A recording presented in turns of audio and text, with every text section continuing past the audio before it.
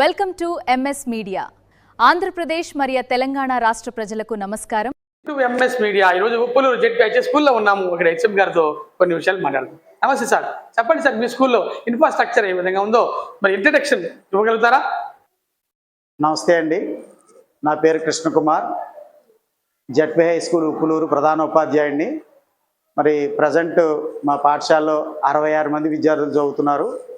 మరి గత సంవత్సరం 98 మంది విద్యార్థులతో పాఠశాల మంచి వసతులతో, అంటే ఐఎఫ్ఈ ప్యానల్స్ కావచ్చు, మరి ప్రభుత్వం వారు ఏర్పాటు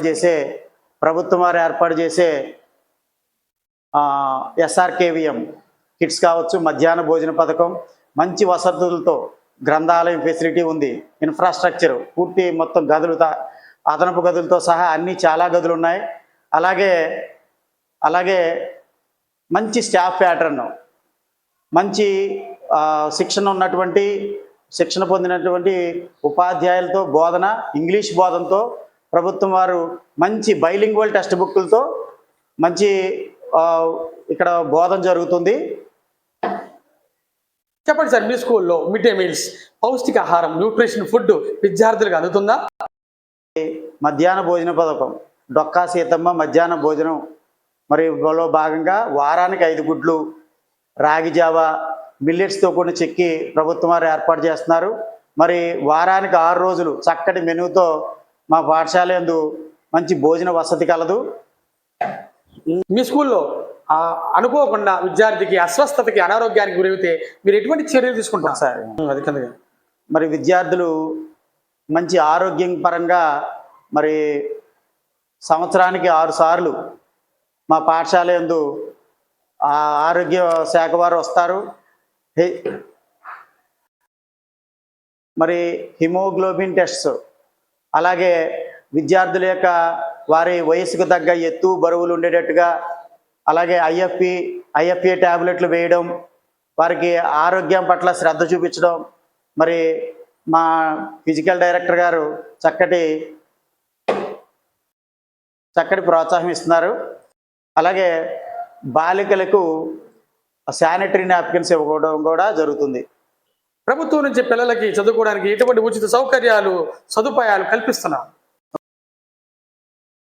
తల్లికి వందన పథకం, అలాగే సర్వేపల్లి రాధాకృష్ణ విద్యార్థి మిత్ర ద్వారా పాఠశాలకు విద్యార్థులకు కావాల్సినటువంటి మొత్తం కిట్ అంతా అందించడం జరుగుతుంది.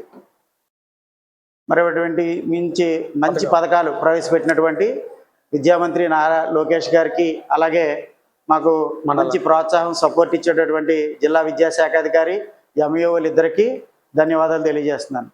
చివరిగా విద్యార్థుల తల్లిదండ్రులకు మరి గవర్నమెంట్ స్కూల్ గురించి ఏమని రిక్వెస్ట్ చేస్తున్నారు?